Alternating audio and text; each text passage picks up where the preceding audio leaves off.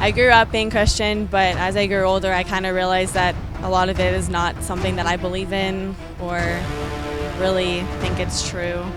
A lot of people today think that belief in Christianity is irrational, gullible, foolish, or even just plain weird. I sort of tend to think of the Bible more as historical fiction. I think it's just mythology. I think it's weird. We do live in a post-Christian age that is becoming increasingly hostile to religion and Christian faith. Are we witnessing the fall of Christianity in America? I personally cannot personally accept the fact that he's a son of God. Half of the Bible that teaches you to love your neighbor as yourself. Perhaps as many as 16% of people now identify as having no faith of any kind, and that's double what it was a decade ago. Faith, by definition, is believing in things without evidence, and personally, I don't do that because I'm not an idiot. Religion is losing its influence in American life. A number of surveys have actually shown that 60 to 90% of Christian kids lose their faith during college. There's a real crisis for faith in this country now.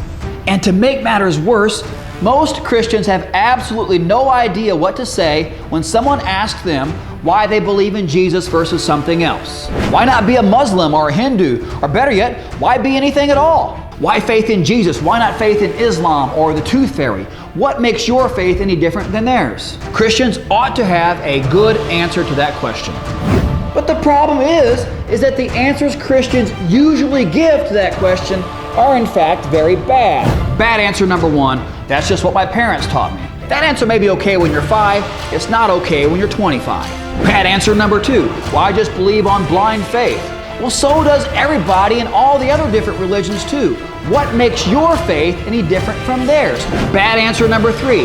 My faith is based on a strong feeling or sentiment. Christians are not the only ones with strong feelings or sentiments. A lot of people have strong feelings and sentiments about their religion. That doesn't make yours any different than theirs. Feeling is not knowledge. Sentiment is not knowledge. You need something more.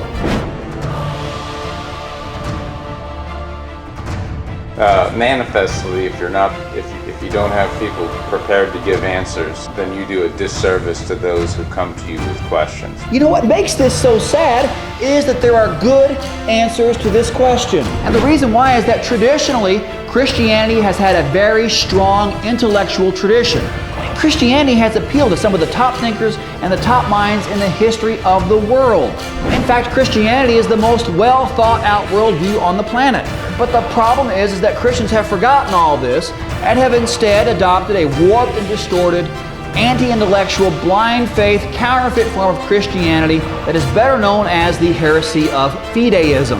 The heresy of fideism can be better characterized as Santa Claus Christianity because it is in fact a Santa Claus for grown-ups. But it doesn't have to be this way.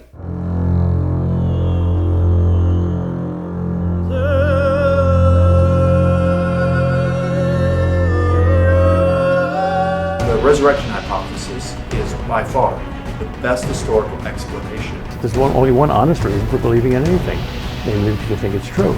The true Christian position is that God has acted in human history, and in doing so has left traces of His activity, traces that are open to rational investigation and argument.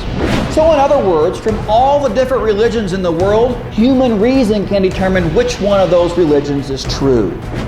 This is because God has stamped His revelation with certain identifying marks so that the true revelation from God can be distinguished from all the false claims made by charlatans and phonies. You see, reason and evidence are the strong points of Christianity. These are some of our best weapons, and it is utter foolishness to just lay these weapons aside in today's culture war. People need to be shown today that it is possible for intelligent, well-educated people to rationally accept Christian belief. I would say that the single greatest need for Christians today, Catholic and Protestant, is the kind of intellectual formation so that we are grounded philosophically and historically in the evidences for our faith as Christians. There has never been a better time for a complete course in defending traditional, old-school, orthodox Christianity to the modern secular world. Arm yourself with a first-rate program in Christian apologetics and clear out all the mental roadblocks, confusions, misunderstandings, and falsehoods that keep people from taking faith seriously.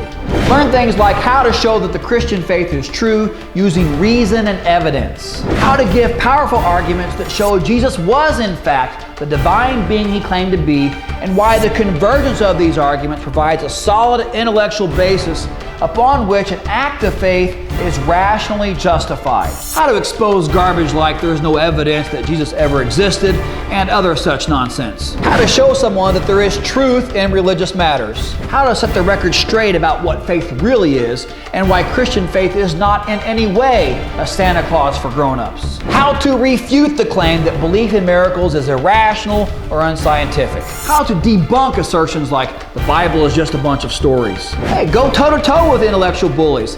Think of this as a course in mental jiu-jitsu, a course that teaches you how to neutralize the attacks of atheists, skeptics, and other unbelievers. The historical case that Jesus regarded himself as a divine being, I think, is quite simple. And I think people make this a whole lot more difficult than it needs to be. You can trace all this stuff to within a year of the cross. 1 year. Is 1 year good for you? I mean, in the ancient world, you tell me what can be traced to a year. The idea that somehow the miracles are discredited by science is absurd. How is it that all of the early witnesses get the idea that Jesus is somehow God? Something happened. Something happened. I think we all have to agree with that. Something definitive, extraordinary happened. The evidence for Christianity is looking really good right now. One can't emphasize enough the importance of making the case for Jesus in the modern marketplace of ideas. Take some time to invest in the important things and defend what you love. Christian ignorance needs to stop. Train your mind for Christ's sake.